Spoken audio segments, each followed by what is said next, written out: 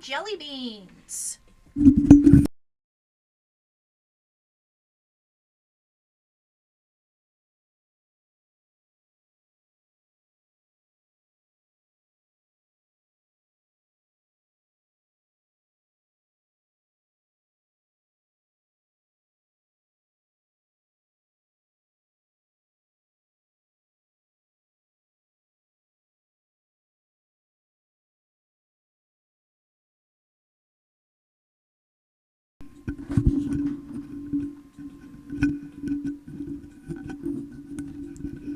No sound?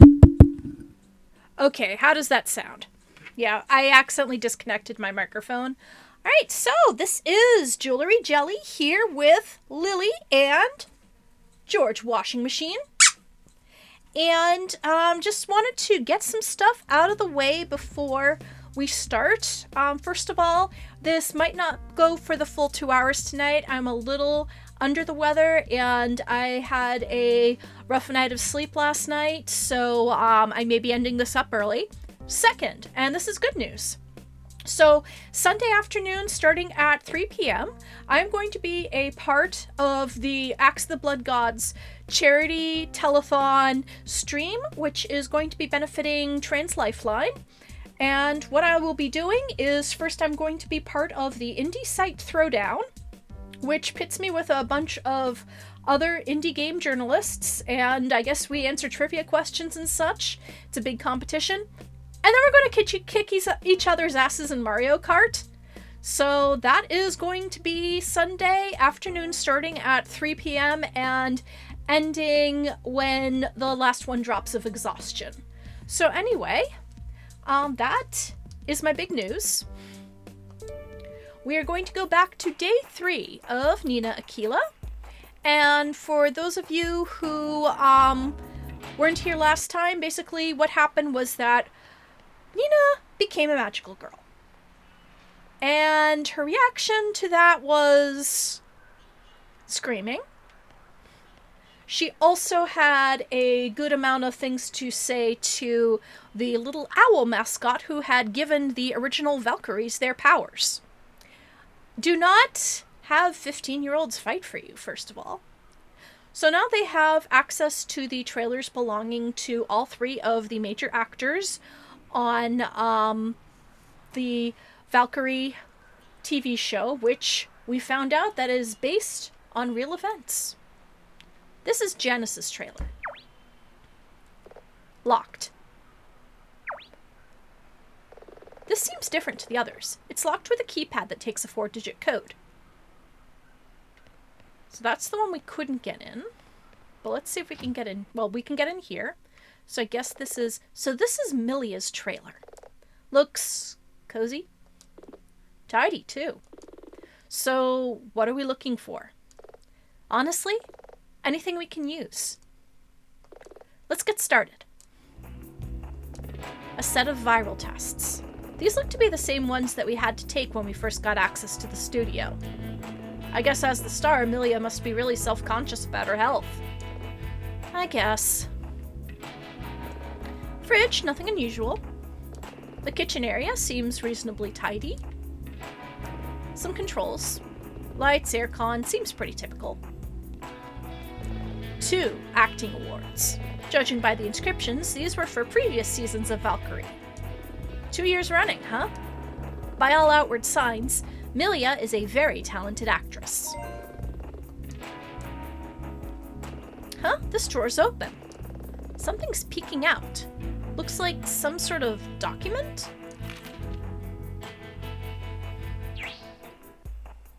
What is it? What's wrong? It's an insurance policy. Seems it was notarized just over a week ago. It promises a large payout in the event that Janice were to die. What? That's not a big deal. I'm not sure Chad would dismiss it so quickly. Yeah, but Milia and Janice were a famous power couple. I bet every celebrity insures their spouse for a lot of money. That's actually very astute. I'm not just a pretty face. Still, it's a good job we found this. Chad could raise it in court, and it could help support a motive. At least now we're ready for that.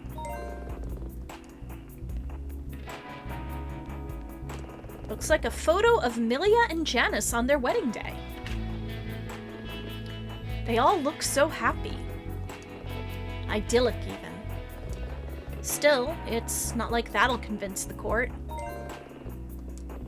There's writing on the back. It lists everyone on the photo from left to right and says that Maxie was holding the camera. And a date. Must be the date of their wedding and anniversary. A date. A date! Does it have 4 numbers? Yeah, it was about a year ago. Why? Just make a note of those 4 numbers. We're gonna need them. Got it. Okay, so what is the date? 0301. So they married on March 1st. The bathroom's dark but clean. Must be nice to have your own ensuite. I guess you know how that feels. I get what you're saying, but somehow it's not the same. Some controls. Huh? This drawer's open. Something's peeking out. Looks like it's made of plastic. Could this be... I think it's, a viral test?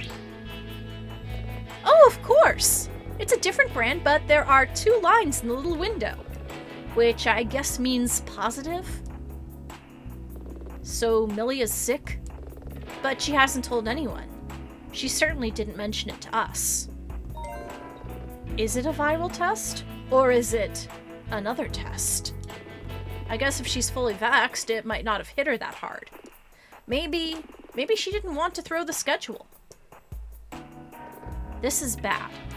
How? Chad needs to prove opportunity, that Milia's attack on Janice was premeditated. That's easier if he can show that Milia ignored something, all to prevent a change of schedule. We need to talk to Milia about this. Later. What's up? My instincts are telling me that we're done with this trailer. Let's try one of the others.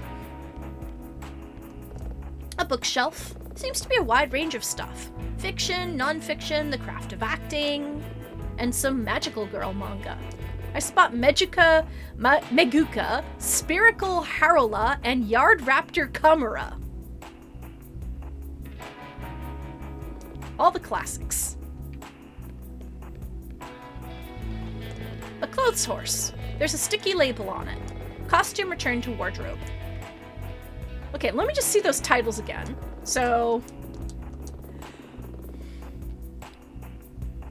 let's see. Spherical Harola. I don't know what that is supposed to mean. I wonder if it's, Spherical Harola. Probably not Sailor Moon, but definitely Madoka Magica and Cardcaptor Sakura. I don't know about the other one. But yeah, Maguka is definitely a giveaway. Although, usually they spell it Madoka Maguka. Okay, so now we are going to try out that code we found.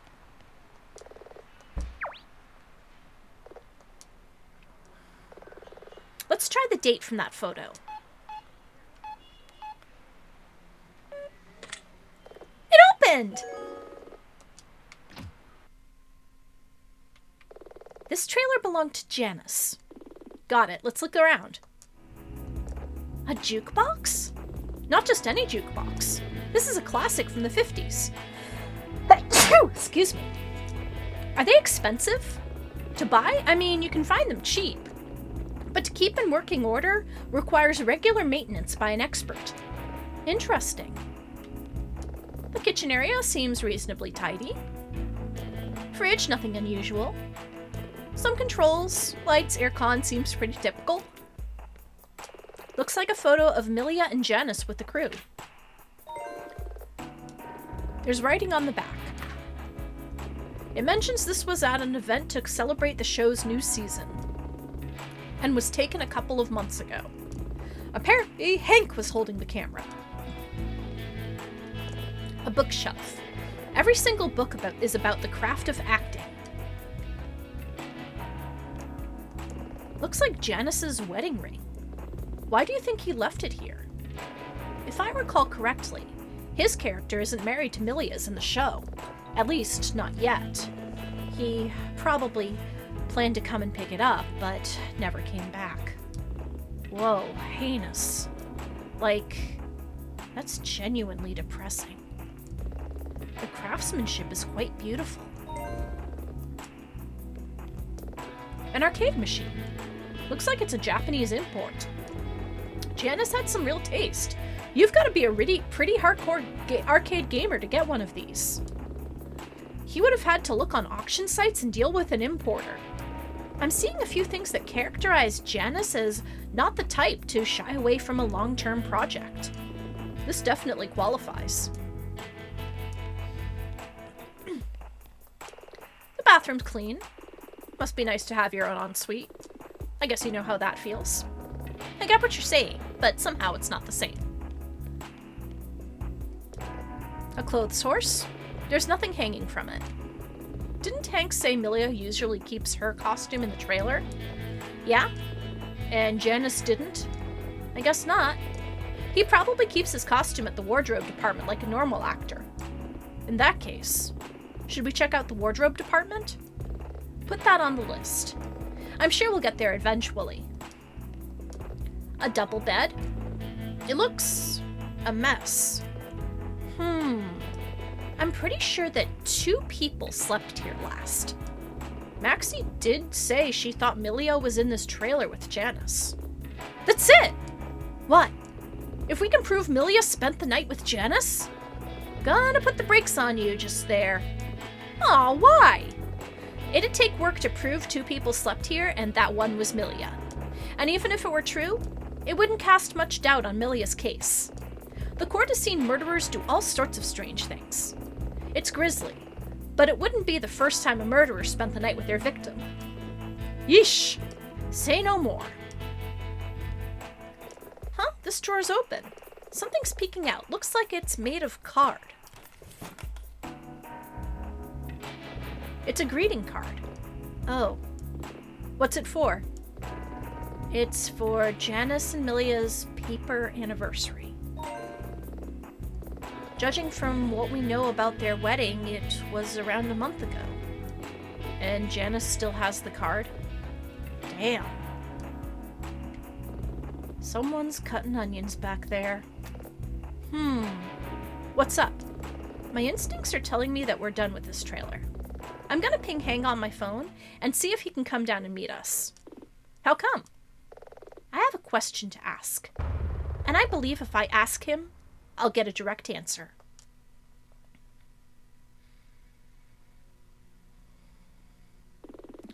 Okay, Nina, what's this about?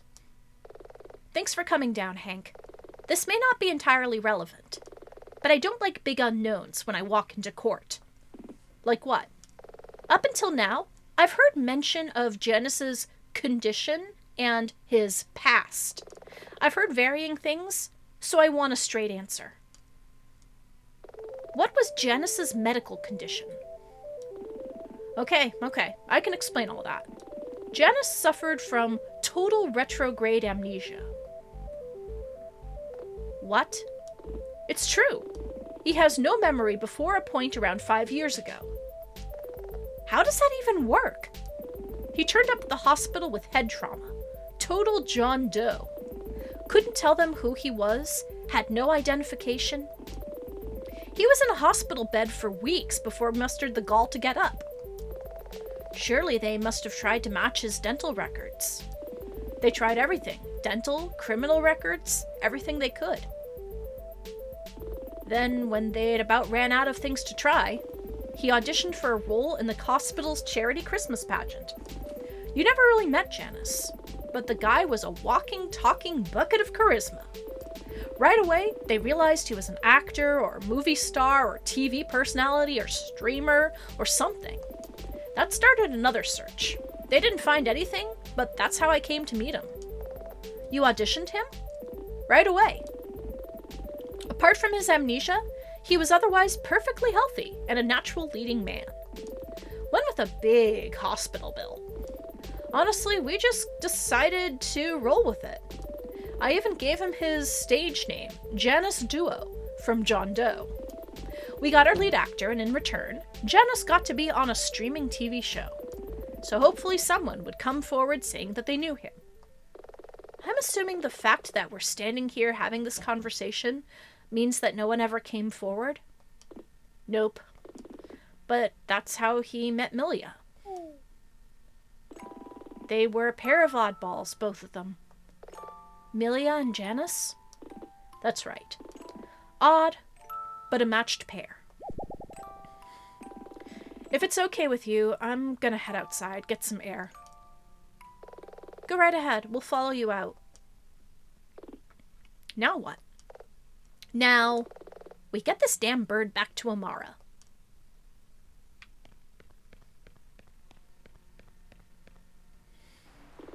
Oh, hi.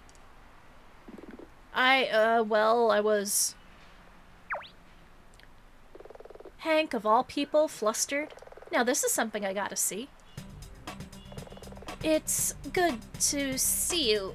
I mean... Aw, boss. Oh, yeah, we should have a meeting, maybe sometime later. Touch base, get the ducks in a row. Okay. Boss? Yeah, he's got it bad. Oh god, Hank. Oh, Nina. I was on my way to the, and I just ran into, well... Just go, it's fine. I've got things to take care of. Oh, of course. No problem, boss.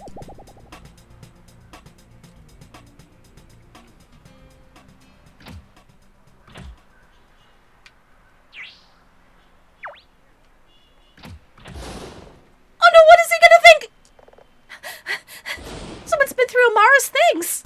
Oh, that was us. She's gonna be furious! And I just bought her the correct shampoo so she could finally wash her hair. I was hoping that would lighten her mood. If it helps, as an attorney, I'm granted reasonable latitude by the city to investigate my client's associates. Hank granted us access, so her beef would be with him. I guess. Wow, you're genuinely worried. Well, she has particular needs, and she's a very important actress who creates a hostile working environment. Have you talked to Hank about that? I plan to raise it with Amara herself next time I see her. Actually, Devona, do you know where Amara is? Yeah, of course. If her schedule is open, she often takes an afternoon walk in Centrum Park. Got it. Anything else? I've got to try and straighten things up in there. Maybe Amara won't notice if I do a good job. Actually, there is something I wanted to ask you. What were you doing on the night before the incident? It's kind of embarrassing. I was on a date. We went to the movies. We were out for the whole evening. Okay, that checks out. Who were you with? Oh, I think now's the time to swoop in and save her. I don't think we need to pry that deeply. Huh? Well, if you think so. Right, I'm going to get busy. See you all soon. I swear, that woman packs enough neurosis to run a power station. Okay, now...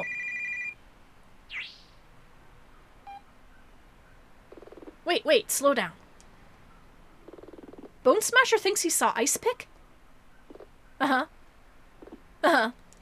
Got it. Sorry, Nina, that was Atalanta. I've got to go. I'm sure it can't be helped.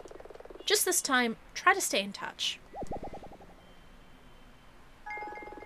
Okay, so Dylan has left.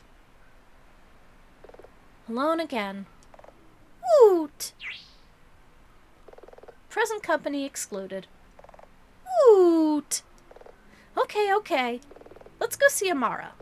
Devona said she'd be walking over in Centrum Park.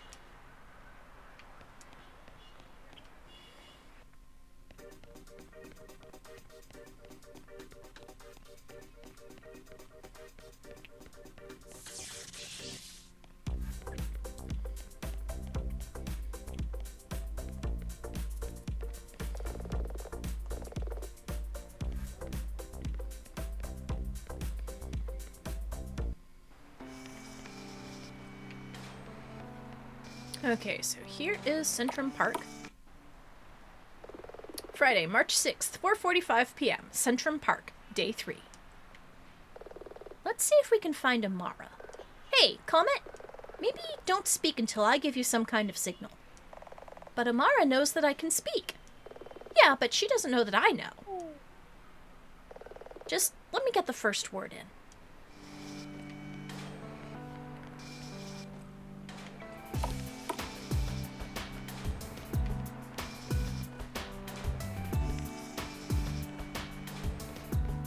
Oh, there she is.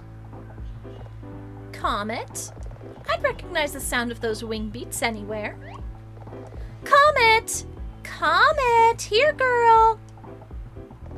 Come over here at once. Fine, if she wants to be like that. You're Milia's attorney, right? Nina Aquilla. What brings you here, and why is Comet with you? I'm here because we need to talk. Bringing the bird back to you was more of a professional courtesy. What makes you think I have anything to say to you? Amara, I tried to follow Shtarna as you asked, but... Shh! Comet, why are you speaking in front of her? It's getting her to shut up, that's the trick. You knew that she can talk? No, Comet. Surely you didn't. Seems like we have more pressing matters to deal with. By the power of the sacred feather, I call upon the favor of Brynhildr, Valkyrie of armor and strength. Valkyrie, transform!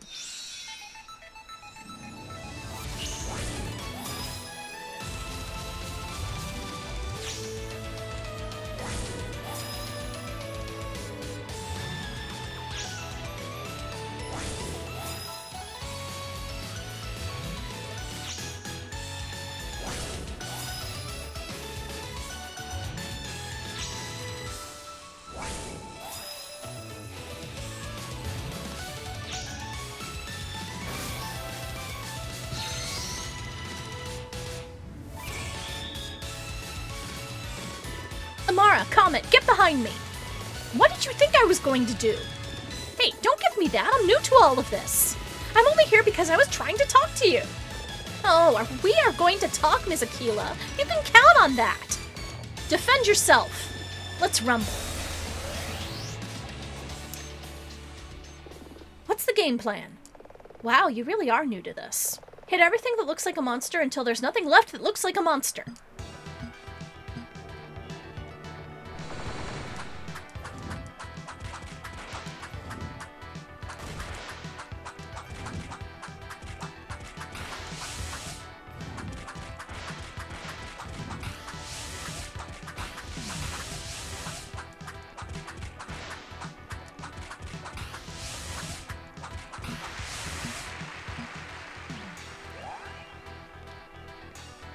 From the makers of Wall Chicken, it's Park Chicken!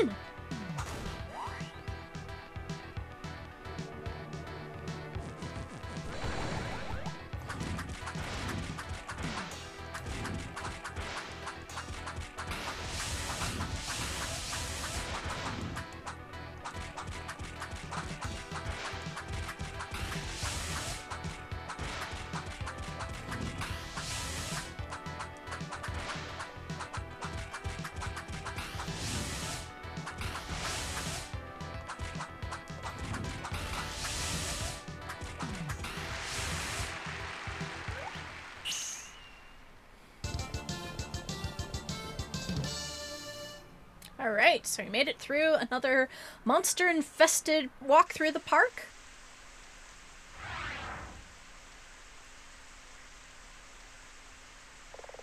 I can't believe it. It was necessary, Amara. We were attacked earlier by Malfara's monsters. I had to grant Nina the power to... Shut up! Just shut up!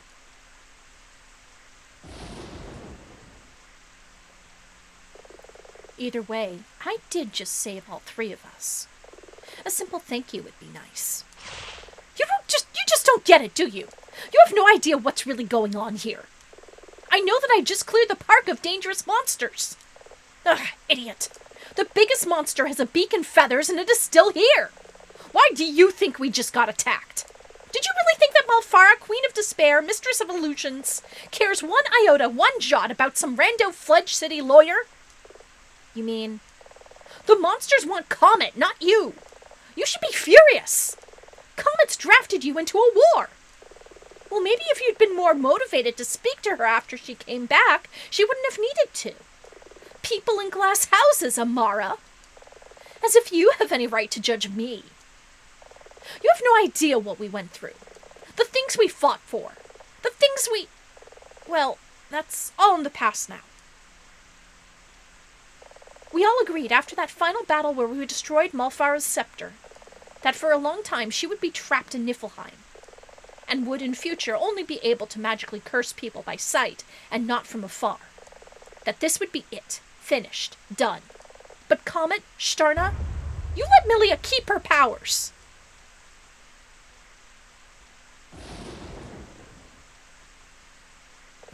Milia is still a magical girl? Wasn't it obvious? Starna said. And the worst part is that they thought I didn't notice. Milia going out at random hours in the night on her motorcycle. Always coming back and looking so exhausted. Milia goes on to keep top billing at the studio, and of course she does. Bolstered by her nightly real-life exploits that add weight to her performance. Weight that despite my awards, I couldn't possibly hope to match. What was the alternative, Amara? To allow the city to fall? Surely that's right. I mean, Amara, you might disagree, but Milia and the birds had their reasons. Those two birds are master manipulators. Care to explain that? Dani, Kiara, myself, after that last engagement, we all agreed it was time to shelve those responsibilities and return to real life. Milia agreed too, at the time. But Millie, she just couldn't let it go. As long as she had a reason, she was going to keep fighting. A reason those two birds were all too happy to give her. She even got married to a wonderful man, who she couldn't even tell that she was really a superhero. Can you imagine the strain that type of secrecy puts on a marriage? I'd seen and heard the pair of them arguing in their trailers, even recently commotion in the middle of the night. Raised voices, and then this happens. It might just be me, but there's a hint of satisfaction in Amara's voice. She has a vindictive streak a mile wide. Milia defended her powers with terminal intensity, refusing to let Valkyrie Freya slip away. Now she's paid the price. It's cost Milia the best thing that ever happened to her. It's almost poetic. So if Milia is still a magical girl... Milia, you're way off script.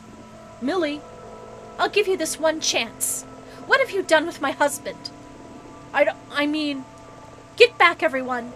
By the secret feather. You think that Milia really transformed on set? You're catching up. Milia wasn't scripted to transform during that shoot.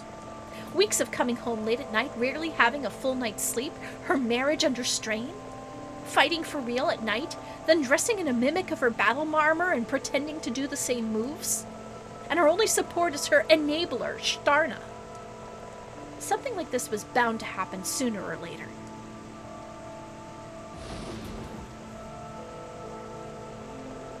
Amara paints a pretty damning picture. But is Milia really capable of what she's implying? I need some time to process that. Now's the time to ask Amara while she seems so talkative. Maxie said she saw something strange outside the night before the incident. I'm trying to figure out everyone's movements on... I was washing my hair. Washing your hair? It took most of the evening. Looking at you. I think you understand the value of a good clean and rinse every once in a while. We do both have extremely long hair. But wait. In any case, I'm leaving. I just noticed the time, and I have an engagement to keep. Mind if I ask of who the engagement is with? Not that it's any of your business, but it's with that man, Mr. Hawk. That man actually has wonderful hair. Perhaps he appreciates the time that goes into it. See you in court? Comet. Yes. Milia may go down for it, but I ultimately hold you and Shtarna responsible for all this. And giving this woman Erica's armor and powers, I will never forgive you for that.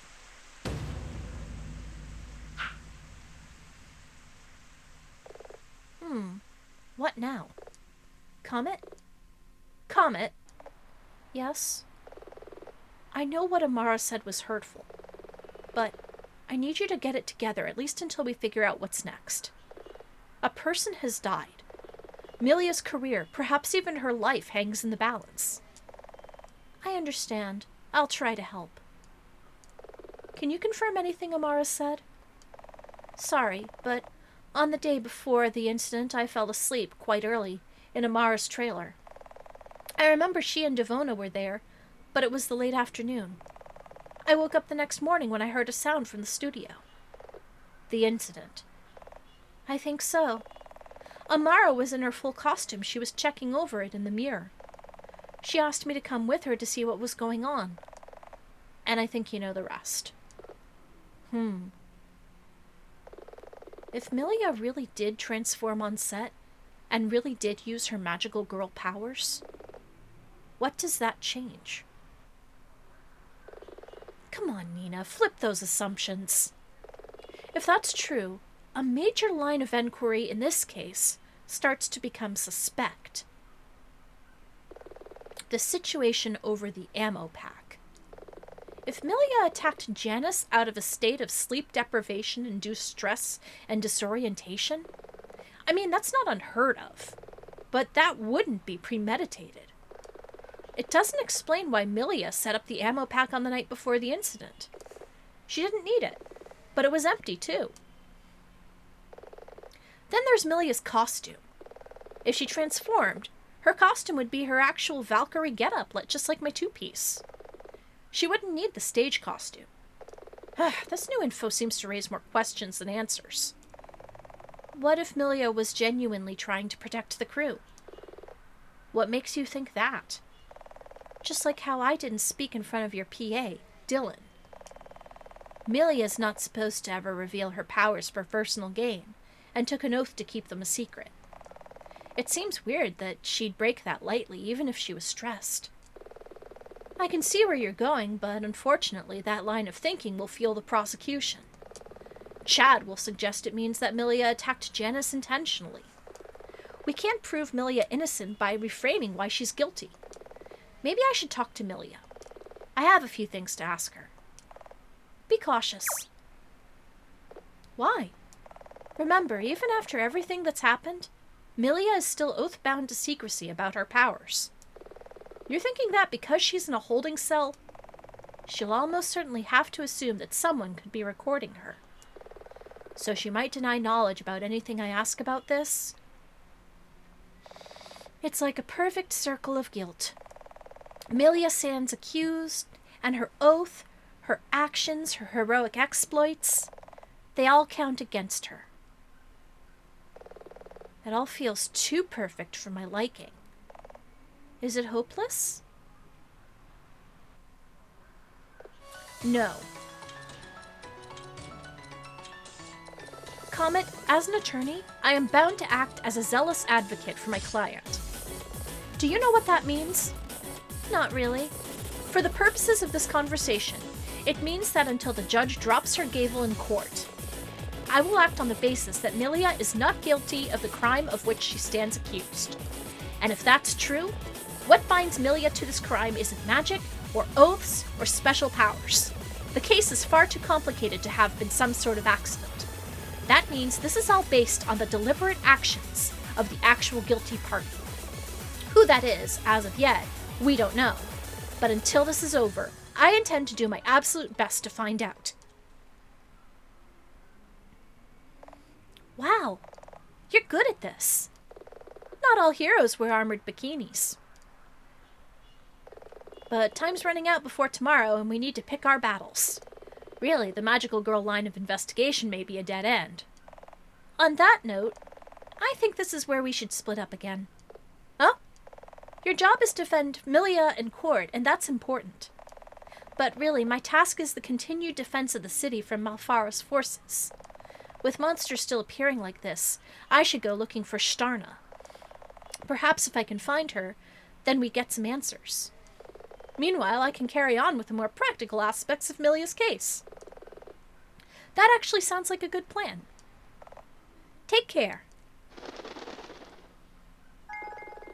Okay, so now I'm all by myself. Right, next move. When we were looking at the trailers, we saw some notes from the studio costume department, wardrobe. I should head there next. It's over at the studio near Maxie's salon.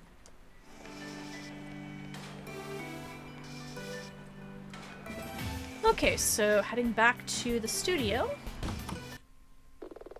Friday, March 6th, 6:05 p.m., studio lobby, day 3. There you are. Here I am? Dylan, you're covered in band-aids again. Did you find Ice Pick? No. Mistaken identity. He has a brother. The guy looks a lot like him. Did you get in a fight with him or something? Let's just move past this, okay? Atalanta got another lead, so she's looking into that now. What's been going on with you? Honestly, it would take too long to explain. But I'm heading to wardrobe, the costume department.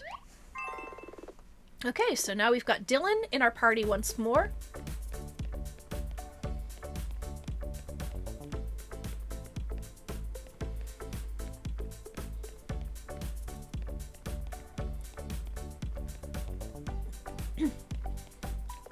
This is wardrobe, right?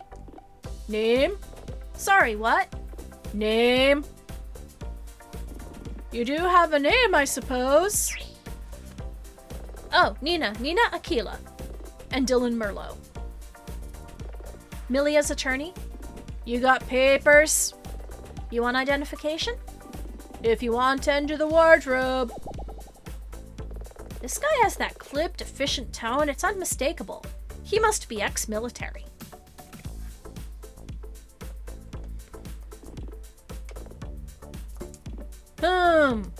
I'm fully licensed to investigate on my client's behalf within city limits. Yes, this seems to be all in order. Welcome to wardrobe.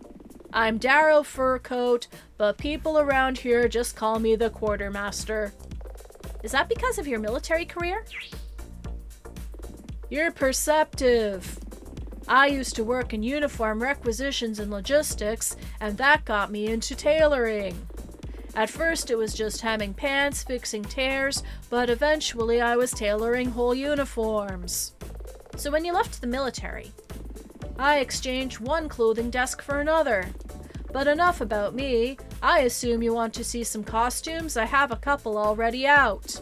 You can investigate the costumes and speak to me if you need any more information.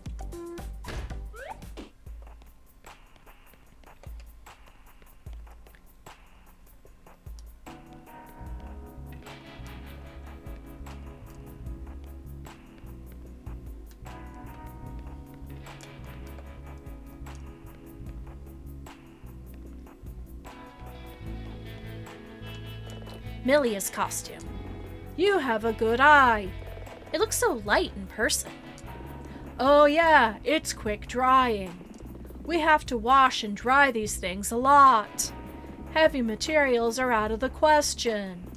Milia tends to keep her costume in her trailer, which I'm not terribly happy about.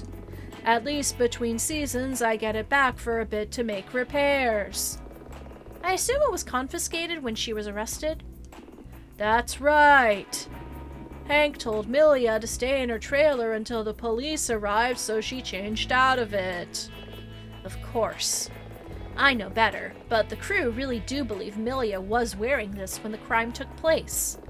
I guess no one was around to see that it was still in her trailer while the scene was being filmed. It looks just like the real thing. The, real thing? Figure of speech. I just mean that it looks authentic. Amara's costume. That's right. Nina? Isn't it kind of weird how similar the two magical girls' costumes are? You're right. Now that I get to see them up close, the design is very similar. The word you're looking for is identical. Totally? With the exception of their color scheme, of course. They're the same design? More than that. Let me show you.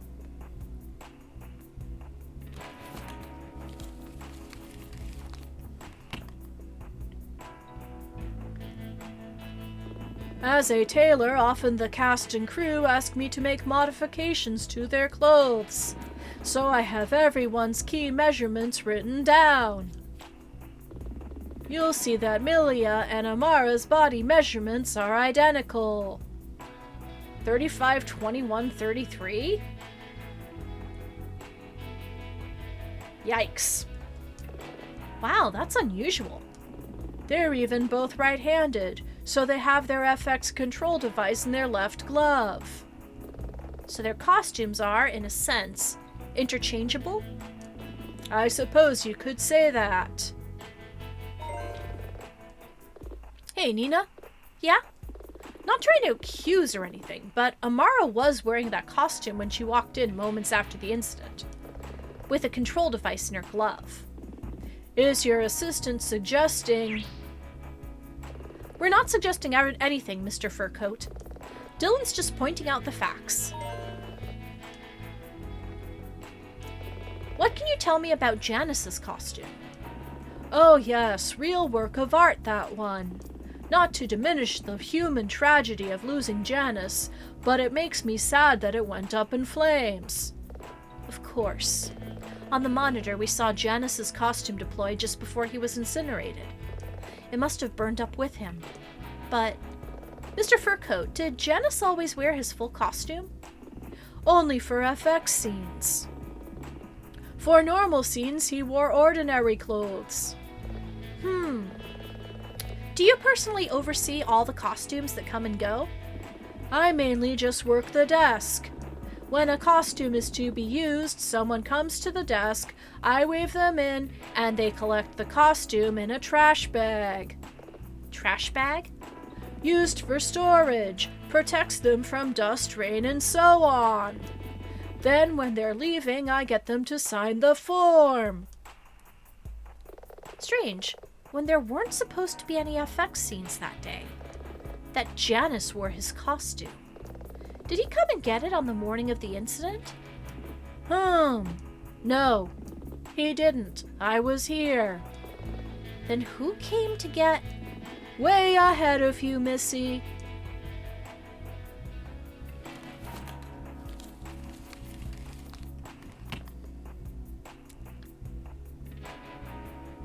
No, this can't be right. What's wrong? Take a look at this. It's the checkout form for all of our costumes. I see. Amara most recently checked out her costume. Makes sense. And Ivona checked out Milia's excuse me, on the day before the incident. I guess that makes sense too. Milia needed it for the upcoming season, and Hank says she likes to keep it in her trailer. The crew have no idea it's to help cover up that Milia is actually a real-life magical girl. Then we have Hank, the week before. This was for some kind of PR event. I don't get it. Is something wrong about this? It all seems in order. The problem isn't what's there, it's what's missing. Going by the form, Janice's costume should still be here. And I assume it isn't? After what you said just now. No, definitely not. You didn't think to raise that inconsistency with anyone? Like I said, it being gone wasn't strange. I figured it had burned up, straight with Janus himself. Still, Janus had his costume on the day of the incident, even though there was no reason for him to wear it. And now we find that it wasn't even correctly signed out from the studio's wardrobe? That's something. I don't quite know what, but it's something. And if someone was looking to confuse Milia to make her attack Janus, suddenly having him look like a monster, that could do it. Mr. Furcoat, are you okay? Far from it, Missy. I've been running for this department for years and I've never misplaced anything before. Then theorize. The costume is here on paper, but it's actually gone. What could have happened to it? Maybe it was stolen? I would be surprised if anyone had the stones too. I know, but the costume's not here, and the paperwork wasn't filed to take it out. What else could have even happened? Sound logic. When you eliminate the impossible... I don't like it, but I guess you're right. Penny for your thoughts? My instincts tell me that this is all we're going to find here. Feel free to come back anytime. You know, I have a jacket with a torn collar. Bring it down sometime. I'll take a look. Let's get moving.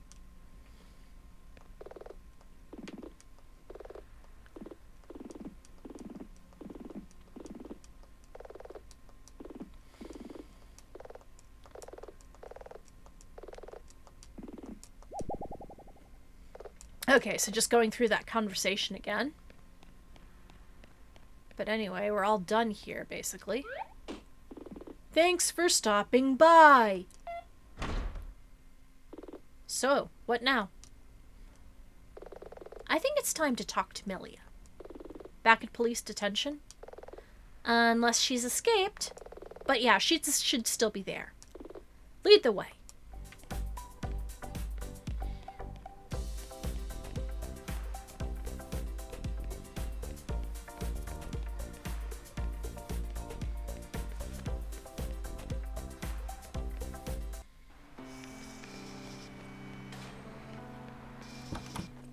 Oh boy, is she going to be fighting enemies again?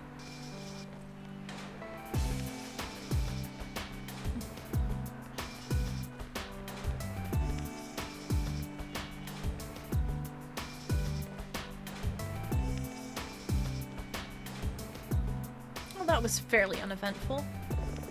We don't need to go to the courthouse today. We don't need to go to the museum. We don't need to go to the hospital right now.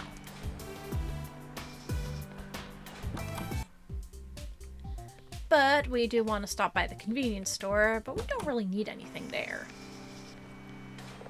No time for sushi, at least not right now. Friday, March 6th, 7 p.m. Police Detention Center, Day 3. Visiting hours are over. Please, I understand, but it's imperative that I speak to my client. We have procedures for a reason. I can't just bend them. Even if it's in the pursuit of justice. Fine. I see you can be reasonable when... It's not that. My kid loves Valkyrie Sacred Feathers. Oh. But you've got 10 minutes, max. Sit down, and I'll go get your client. Okay, no magical girl talk. With Dylan here, that might make it easier to remember. So let's focus on the facts. Oh, Miss Aquilla, what brings you back so late? Are you being treated okay? I mean, I'm in police detention. But besides that, I suppose so. It's hard. She seems exhausted. Milia, we've been investigating, trying to piece together anything we can. We went through the 3 trailers on the lot and... You went through our trailers? Yes. But I have personal things in there. I know, and I appreciate that having someone go through your personal items may be a bit harrowing, but it seemed the only way. Well, I guess that's your job. On that note, while we were there, we found something. And before I ask, you know about my situation? Situation? Is she trying to address the Valkyrie thing? Like in code? No, Comet was pretty certain that Milia wouldn't say anything about that. She must mean... We saw your test. Well, that certainly cleared the air. You did? Uh-huh. Milia, really. Not a good look, keeping people in the dark about that. I don't think it's anyone's business but my own. Let's not play the blame game. I was going to tell everyone, really. I was. I found out around a week ago, but I think I tested very early. So no real obvious signs or symptoms yet. Janice and I argued over what to do. Why didn't he want to say anything? I'm not sure. I think he was just waiting for the right moment. Honestly, some of those arguments got heated. I'm worried a member of the crew might have overheard us. But no one has said anything, at least not up until now. Plus, there was a chance it could delay production, and we really wanted things to continue. It would delay things if you were unwell or unable to keep up with your filming schedule. I guess this is why you got Janice a fresh life insurance policy, too. Like you were worried if anything happened to him. An experience like this makes mortality seem a bit more real. I suppose. I'm sorry. Why? I'm not sure my answer has helped you all that much. Maybe.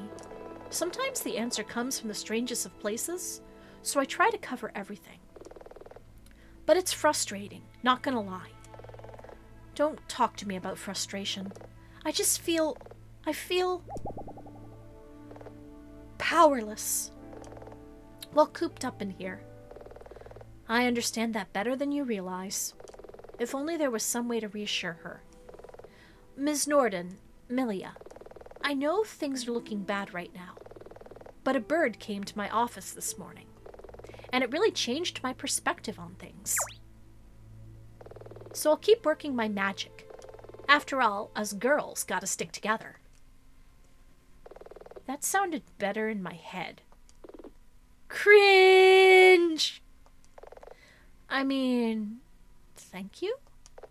Wow. She's going to completely ignore what I said. Not even a raised eyebrow. Sorry, gotta take this. Go for Dylan. Dylan! What was that sound? It was like an explosion mixed with a roar. Are you there? Atalanta, what is it? What's going on? I can't hear you. I don't know if you can hear me, but I'm over on 4th Street. Atalanta, what's... They showed up again, a bunch of them. Like before? That's right. Monsters. I'll try to... Atalanta? Atalanta? She sounded in trouble. What's going on over at 4th Street? It's biker business, which means I gotta go now. Wait, I can help. Not with this. Okay, so Dylan has conveniently left. Sorry, Milia, but I have to go help. It's okay, I understand. Us girls gotta stick together.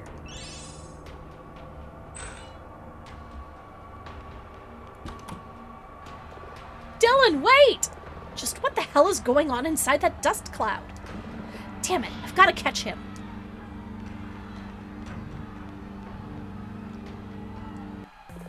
Friday, March 6th, 8:37 p.m., Fledge City, 4th Street, Day 3.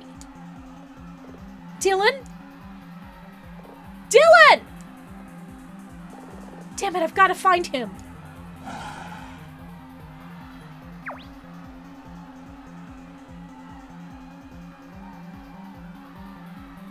This doesn't look good.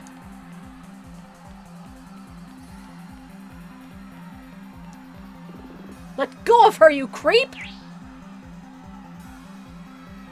What the? The Queen of Illusion demands and I obey. Dylan, help me! I don't care about your queen, slimeball. Put her down. Ah! Dylan!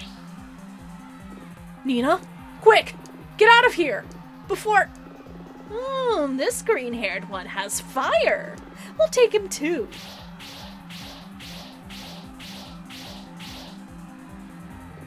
What are you even doing here? Never mind that. We have to get Atlanta.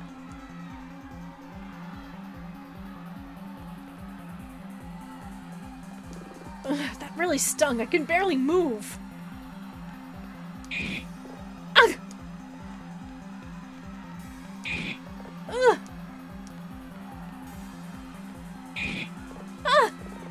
This is no good. We can't get to her. You shouldn't have come after me.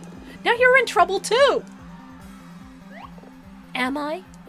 Yes! We're surrounded by monsters. There's no choice. If I can transform to save people, that's gotta include Dylan and Atalanta. Hold on, Dylan. I'll get us out of this. By the power of this sacred feather, a call upon the favor of Brynhildr, Valkyrie of armor and strength. Valkyrie, transform!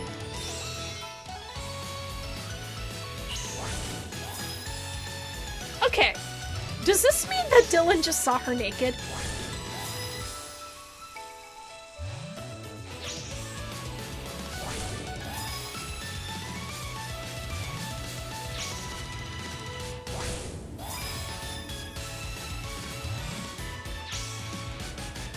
For like 0.02 of a second, you say?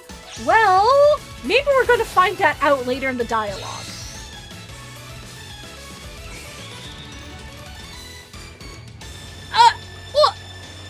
Nice studs, huh? A Valkyrie! Keep them busy. I'll take this prize back to our queen. Dylan! Atalanta! Dylan, get behind me! That slime bucket's going nowhere! When did you... No time for all that now. Watch my back. You have angel wings! Don't literally watch my back. Just watch out for anything sneaking up from behind. Now let's save Atalanta.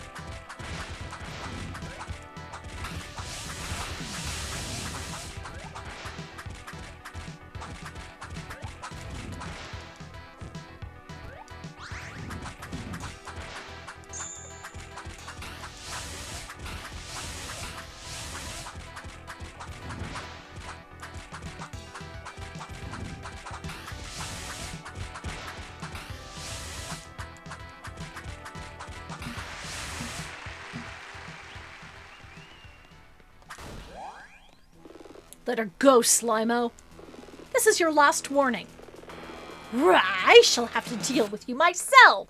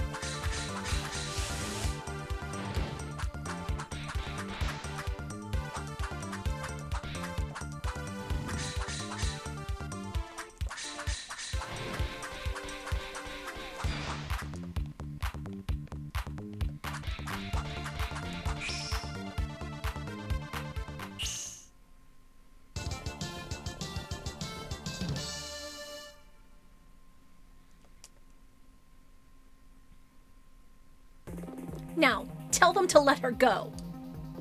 Grah. We'll leave this green-haired one. Bring her here. Dylan, help! Stop! I can feel that. It's a buildup of magical energy. So long, Valkyrie. Atalanta, I've got to help. Dylan, get down!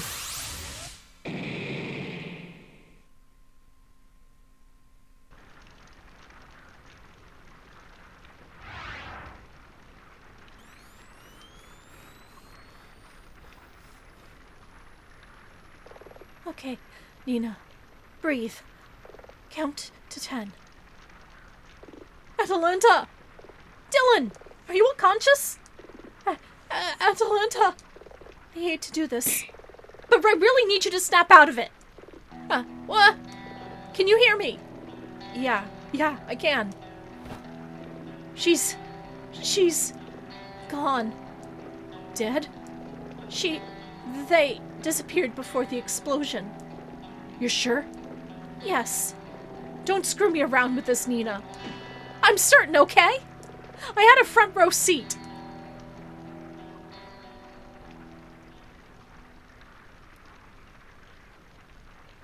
No. This can't be happening. Dylan. Shut up! I don't even know where to start with you. When were you planning to tell me that you'd become a superhero? Part of the deal was swearing to secrecy. Then what was all this? I can intervene when there's trouble. What would be the point otherwise? Maybe if you'd told me earlier that your problem involved monsters. That was biker business. We look after our own. It has nothing to do with you. Oh, come off it. I thought we were friends. But you can't seem to open up about anything. You never even mentioned having a kind of sister until Atalanta showed up. Pots and kettles, Nina. What? You think that I'm the one who's uncomfortable opening up? You saw someone up at the Rostro Spire that scared you half to death, and still haven't said why. You say you're Canadian, but you've lived in the US your entire life. You never mention your family or parents. Well, You toss and turn every night murmuring about your mom. It's not like you ever asked. Fine. Tell me what happened to your eye, Nina.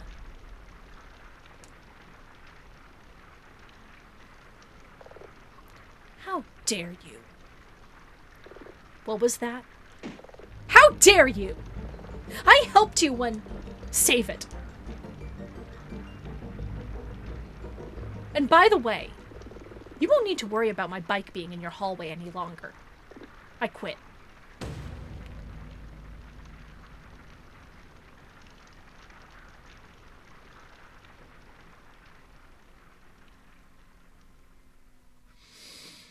Oh, I had a feeling that it was going to come to that, considering how much they were bickering at each other throughout this chapter. Those sound like police sirens. Time to make a swift exit. That ungrateful... Well, there's nothing more to be done tonight. Time to head back to the office.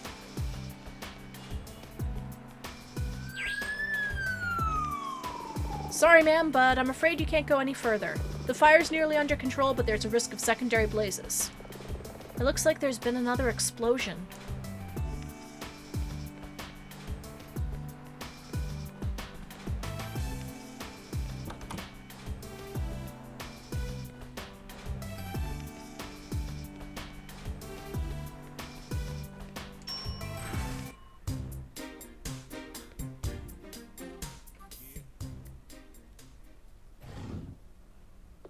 Forget him. This office worked fine before he came along.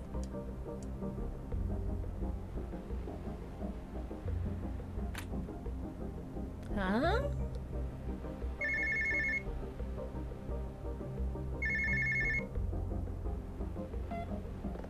You're still open? Okay, can I get a regular pepperoni with extra olives? Aquilla Defense and Law. 40 minutes. Got it. I did everything I could to save Atalanta. He goes off every day without a shred of explanation.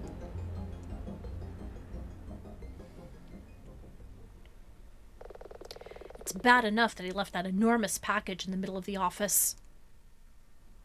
What is this thing, anyway? Sent by Clara Mass? She was the Joker whose death implicated Hank up at the Rostro Spire. If undelivered, forward to Miller Defense and Law. Recipient address: Sandra Ortega? This package was for Anya's protege? But Anya went to prison supposedly for shooting and murdering Sandra Ortega. Why would a parcel be forwarded to her?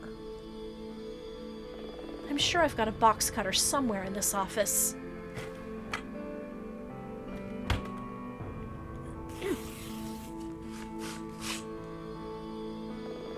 What in the world?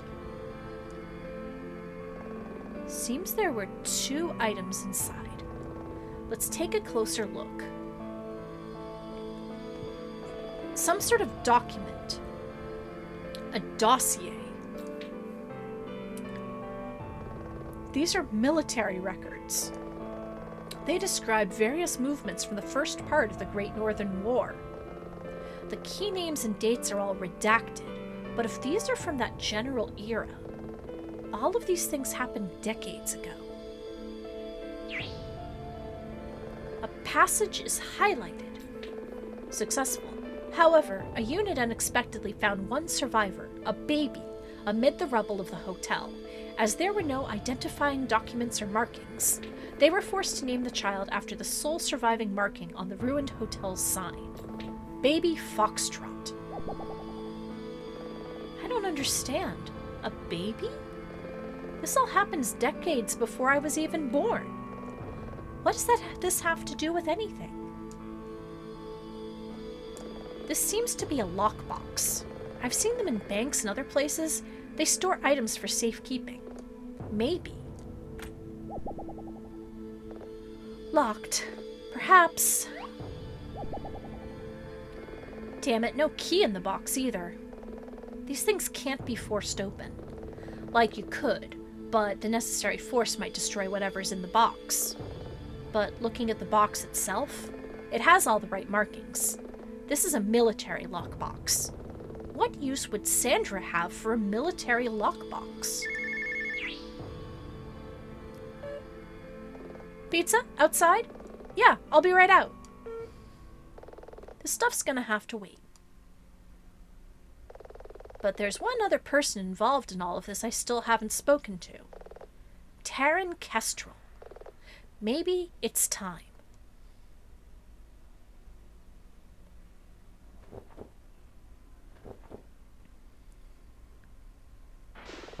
Nina, stay here, okay?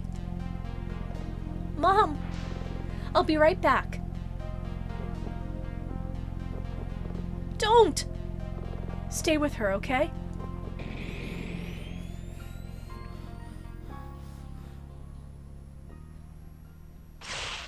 Mom! Mom.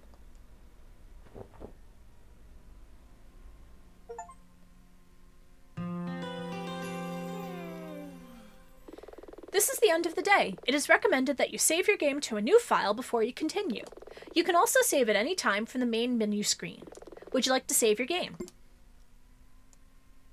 Alright, let's do it.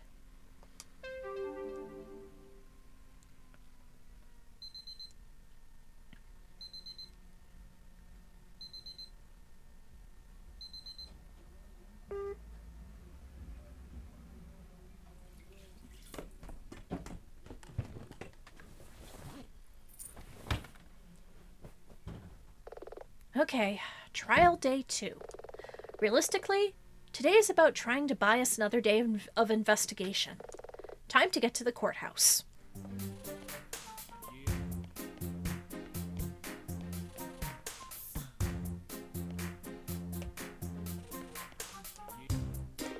Valkyrie Battle Mode difficulty selection.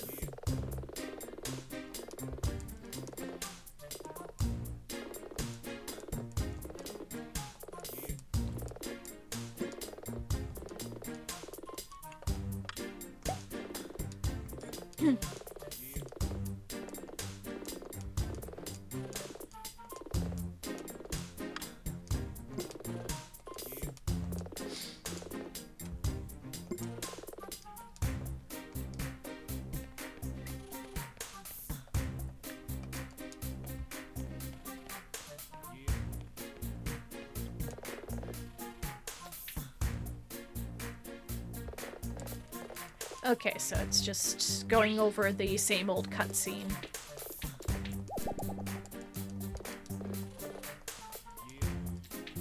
Ah!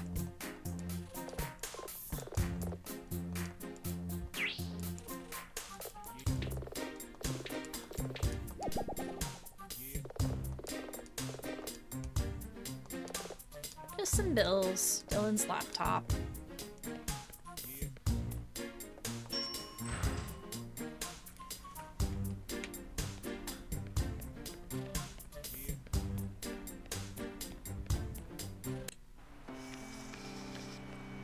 Okay, headed back to court.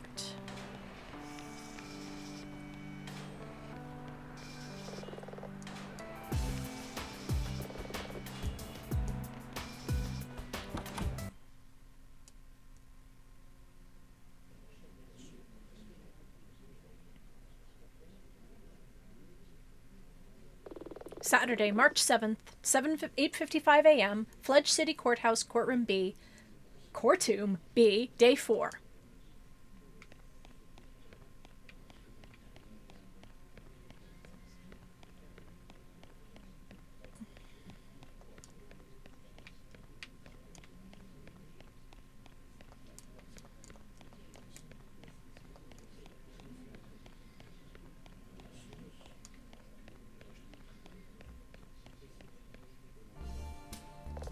So, Dylan didn't show up.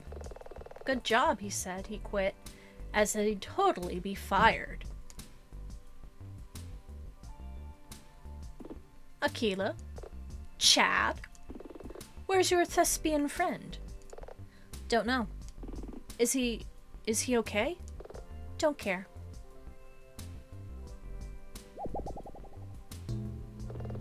All rise for the Honorable Judge Tawny.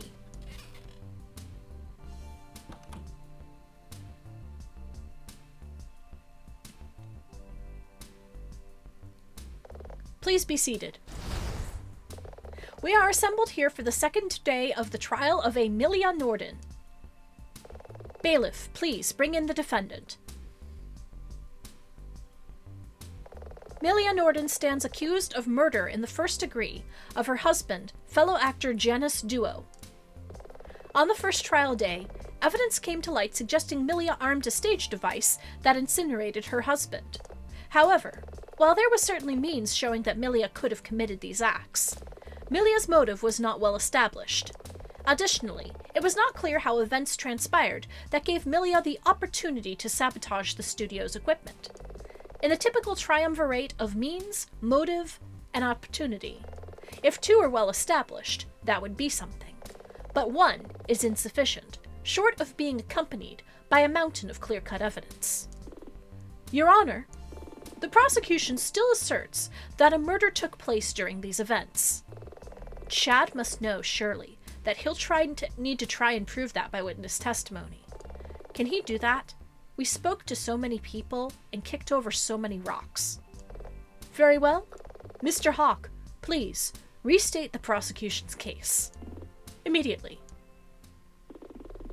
Your Honor, despite the issues revealed with our case during our last session, it seems undeniable that Janus Duo was, indeed, incinerated on the set at the TV studio. It has been established beyond reasonable doubt that this could not have been some sort of accident, which suggests a deliberate action by someone caused these tragic events to transpire.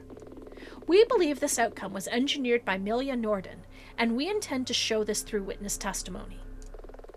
What have you got, Chad? I looked into everything, spoke to almost everyone. Thank you, Mr. Hawk, for your summary of the case. Amelia Norden, before we begin proceedings, do you wish to modify your plea? No, Your Honor.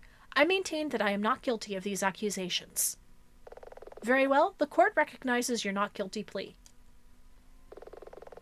Prosecution, bring forth your first witness. Okay, Chad, let the games begin. The prosecution calls Jenna Stamp to the stand. Where was she hiding? I guess almost everyone isn't quite everyone. Good morning, Your Honor. Good morning, Ms. Stamp. Jenna, if you please. Very well, Jenna. I must say, you seem surprisingly at ease within the courtroom. I'm here to help out Millie. Despite outward appearances, I can't believe that she's guilty of what she stands accused. Well, that's an unexpected bit of help. But Mr. Hawks said he saw something in my statements to the police and wanted me to act as witness. Your Honor, if I may, Ms. Jenna Stamp is a former legal secretary for a large legal firm in Fledge City. That would explain their demeanor. In any case, Ms. Stamp, can you state your name and occupation for the record? Certainly. My name is Jenna Stamp, and I work as a notary and legal advisor to the Valkyrie Raising Project studio. You're a lawyer? No, not fully. As Mr. Hawk just explained, I worked for an extended period as a legal secretary. My position doesn't merit a need for a full-time lawyer on staff. Just someone to act as notary and go over our contract terms. I see. And I assume then, like so many others, that you were present when the incident occurred. That's right. Mr. Hawk. Yes, Your Honor? Excuse me. In the interest of brevity, I am forced to ask a question. Did this witness see more of the incident than others? No, Your Honor. The prosecution is interested in something else. Jenna, just over a week ago, you notarized a document for Milia. As is my job, and it was all in order. I provide those services for all the studio's staff. Your integrity is not in question, Jenna. Then I don't understand the relevance. I assumed I would be here to testify about my perspective of events on the day of the incident. Then you were mistaken. I assume this earlier event is very relevant, Mr. Hawk? I don't believe so. I ask the court for latitude in this instance. Very well. Witness, please move on to your statement. Under duress. Witness statement. I act as the de facto notary for everyone in the studio for both work documents and personal matters. Just over a week ago, I notarized a document for Milia. It was entirely within my remit to do so. People present me with many documents, like maybe they need a copy of a passport or they're getting a mortgage. Very well, Ms. Aquilla, you may begin your cross-examination. Jen is clearly trying to obfuscate something and don't know what. She probably thinks she's helping. I'll need to get it out in the open, or if Chad does know what it is, he might use it against us.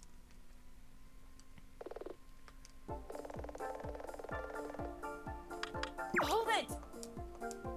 For the court's benefit, can you explain what a notary does? Of course. A notary is a person licensed to notarize things like forms, legal documents, and the like. In practice, that means the notary stamps them with an official seal to show they've passed notary approval. Lawyers are notaries by definition, but anyone can apply to be one. There's a test and some criteria. Speaking as somebody who has been a notary for 2 separate states, it depends on what state you're in. When I first applied to be a notary in my birth state of Massachusetts, I needed to get character references, and one of them needed to be from an attorney. And my parents happened to live in the same neighborhood as an attorney who was able to supply the reference, and I was able to use my family for the other references. Now, for where I'm living right now, I just needed... I don't even think I needed character witnesses. It was a while ago that I applied to become a notary, but basically I just had to fill in a form. I had to get it notarized by a couple of notaries at my workplace. We have a ton of notaries at my workplace, mostly because we work in... My day job is mostly in real estate and construction, and if we're going to be doing acquisitions, we'll need to have forms notarized. And I had to have my notary application notarized by other notaries and then sent into the state with an application fee. But yeah, depending on where you live, you might have to take a test. You might not have to, but that's pretty much a definition of what a notary is. Just over a week ago, I notarized a document for Milia. It was entirely within my remit to do so. Well, let's see if we can present that.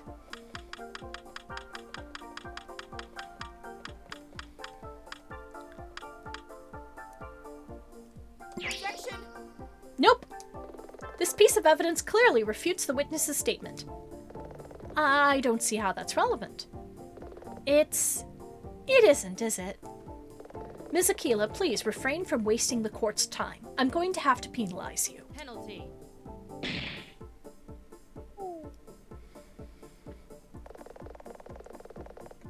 Okay. Hold it. Hold it. A document? It was a personal matter. Of what kind? A legal arrangement with a third party. Your Honor, out ahead of you, Ms. Aquilla. Ms. Stamp, surely the court understands that a degree of confidentiality is... It's okay, Jenna. Millie, I trust Nina. Fine. Milia asked me to notarize a life insurance policy that would award her a significant sum in the event of Janice Duo's death. Order. Order! Do you feel this is important, Ms. Aquilla? Yes, I believe it's important. Very well, witness. Can you please add this to your statement? Hold it. Oh, is this a new portrait of her? Seems like a normal thing to do, given your role. I feel the same way. Objection! Need I remind the court we are dealing with the aftermath of a murder? The optics of this act are a factor. Timing is everything, as they say. Do you feel this is important, Ms. Aquilla? Yes, I believe it's important. Very well, witness, can you please add this to your statement? I'm forced to admit the timing of it is incriminating in retrospect, but I don't know much about Milia and Janice's marriage. Hold it. Why didn't you discuss it? It's like anything with the benefit of hindsight. I didn't assume this kind of thing was going to happen. Hank got me to notarize an insurance contract on his car. I didn't expect him to crash it the following week. It seems perfectly normal in that case. Only if you disregard the context. Say a wife, unknown to others, had reached the end of her tether over successive arguments with her husband. I could characterize it as a cynical prelude to a later action. Objection. Your Honor, the prosecution is theorizing. Fine, I retract that statement. Still, Chad has a point. This kind of thing isn't unheard of. Taking out insurance on an item or person, then committing a crime to claim it. But Milia seems to have genuinely cared for Janice. Did we find any items in Milia's trailer that suggest she was emotionally invested in the marriage? Something that somehow involves Jenna would be a bonus.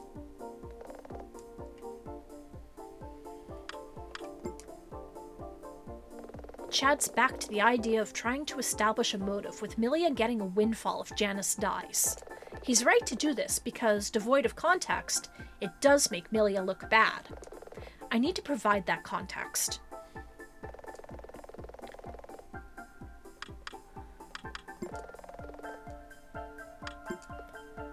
Okay, wrong conditioner, wardrobe checkout.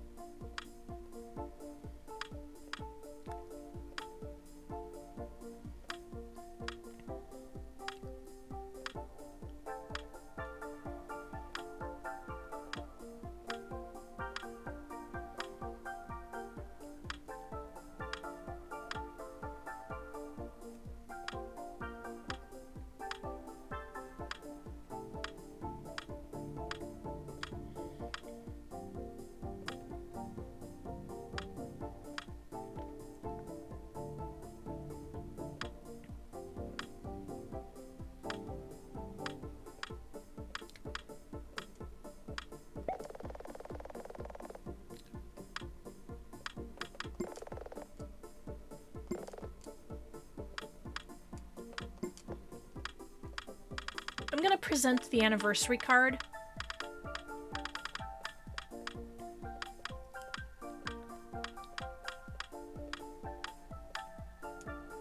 Objection! Nope. Penalty.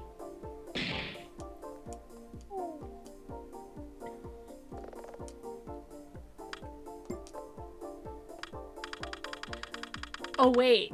The wedding picture.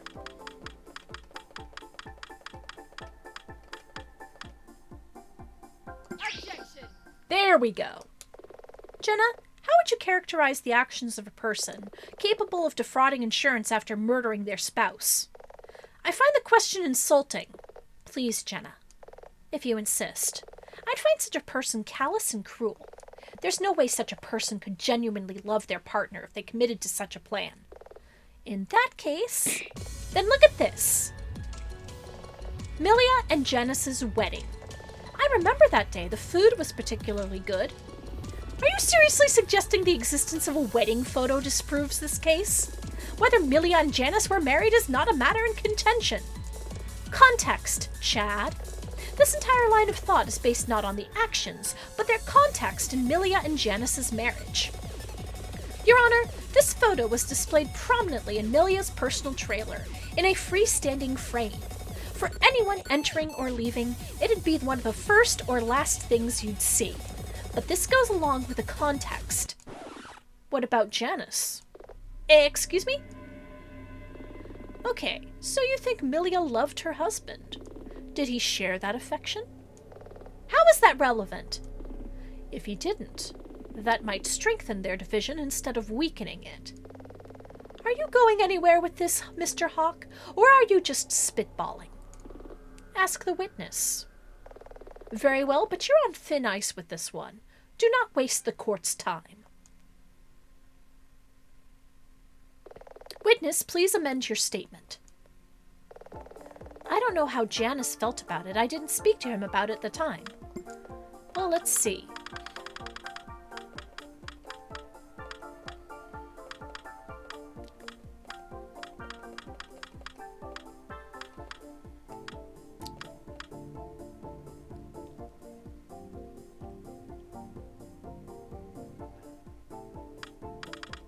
Well, let's present the wedding ring.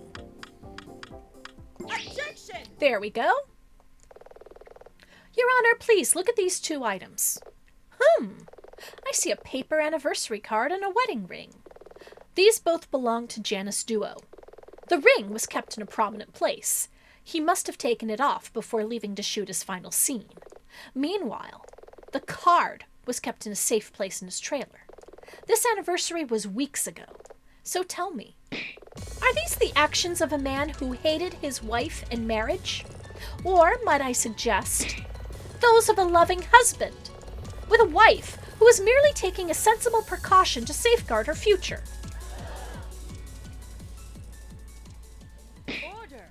Order! Your Honor, surely you're not swayed by this overly sentimental... Silence! Mr. Hawk, you are out of line. While it's right and proper that the prosecution would bring this to the court's attention, and while my loyalty is always to justice, irrespective of my personal feelings, I, myself, am a widow. In my own case, the life insurance policy I took out on my late husband safeguarded my home and lifestyle for many years. And while the timing of this certainly does seem suspect, it would have to pair with an obvious pattern of neglect or hatred. Ms. Aquilla has demonstrated that no such pattern exists outside of mere gossip. So while this does not, on its own, exonerate Milia Norden, I find this line of logic baseless.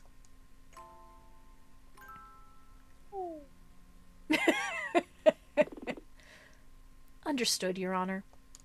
Ms. Stamp, Jenna. You are dismissed. Mr. Hawk, I remind you of my point at the start of this day. Motive. Opportunity. Do you have a witness that can speak to either of these? I think I know where this is going. I do, Your Honor. A witness intimately familiar with the studio and the life of a high-profile actress. Called it. You can't read my thoughts, Chad. But I called it. The prosecution calls Amara Walker to the stand. Did someone call for a leading lady? Because she's just arrived. No pictures or autographs, please. Now wait just 1 second. Oh, I'm sorry, Your Honor. It's fine, a bit of decorum goes. I forget sometimes what it's like, meeting a celebrity and all for people like you. Like judges? Normal people. Oh, wow. I was gonna cut her down to size as a matter of professional pride. Now I'm worried I'm gonna enjoy it too much.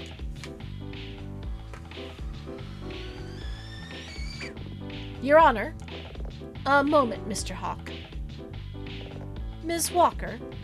Yes? I appreciate you have some notoriety in your field.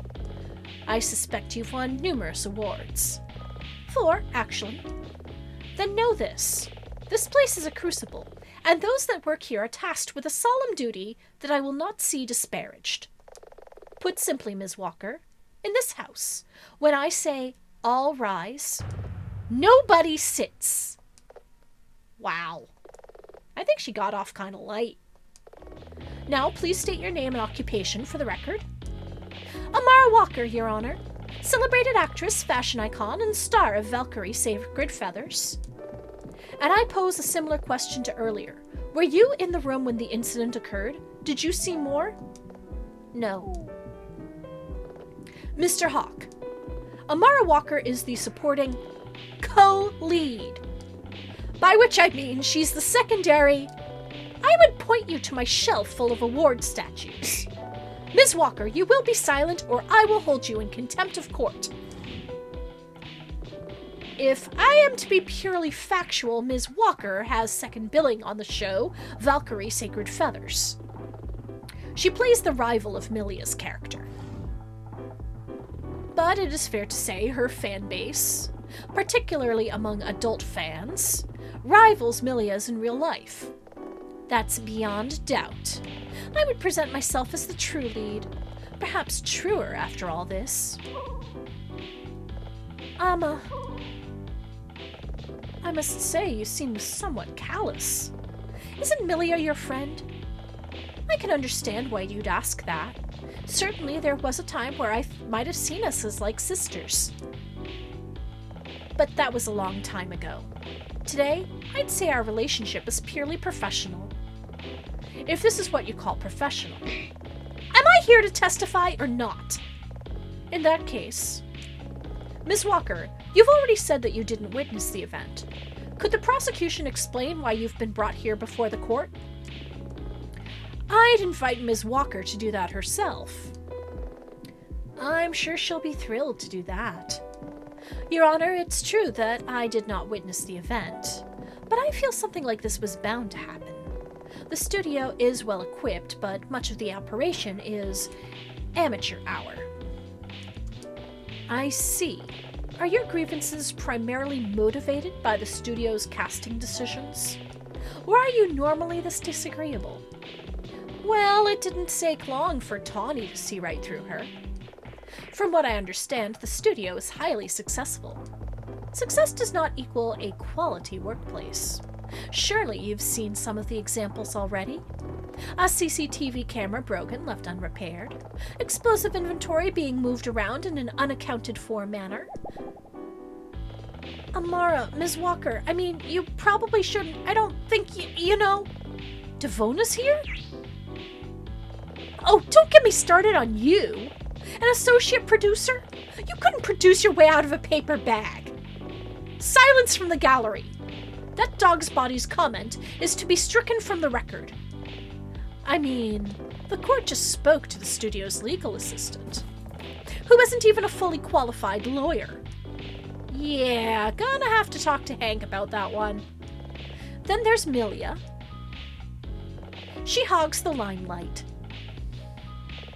She steals focus. Then she defends her on-screen role as Valkyrie Freya with terminal intensity. She could let up, but no, she instead just piles and piles stress on herself. From my perspective, the situation in the studio, paired up with how dangerous equipment is part of our job. This is like a powder keg. Eventually, anyone could snap and intentionally misuse the equipment in this way. Wait, is that actually true? I see. You genuinely believe that Milia murdered her husband in the way the prosecution has suggested? You may never know what lies within another woman's heart, or what goes on between two people in private. But yes, Janice was my friend too, and I hold Milia responsible for his death. Order. Order. This is bad. Amara's a skilled orator, as expected from an award-winning actress. She almost convinced me. I will have order. So you see, Your Honor, Ms. Walker is here to provide context as to Milia's opportunity to commit these acts. Understood, Mr. Hawk. Amara Walker, in that case, please make your statement. With pleasure. Alright, I am going to end things off here because my voice is getting really tired and I am...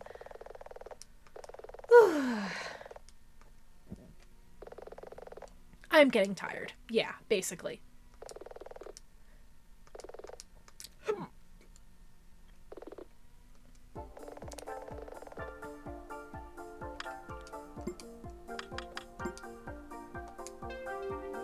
Alright, so we have it saved right before Nina's cross-examination, and we are going to pick up where we left off on Saturday night. So, until then, this has been Jewelry Jelly with Lily and George Washing Machine. Let's see who is streaming right now. We can give them a raid.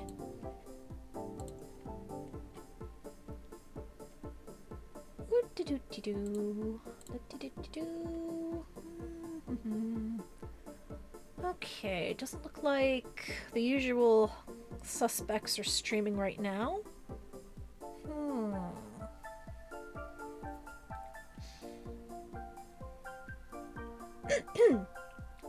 Alright, we are going to raid Shellshock Prime.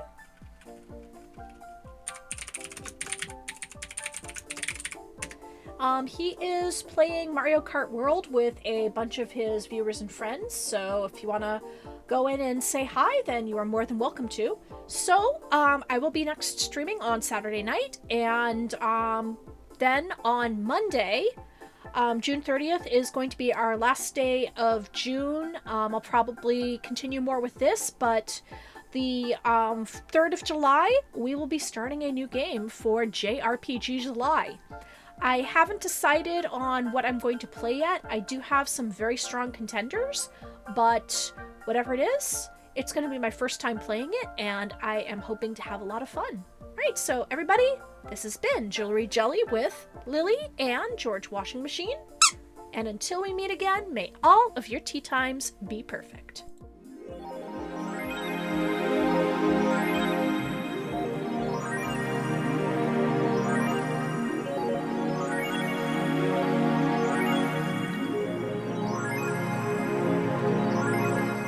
Let's get corny.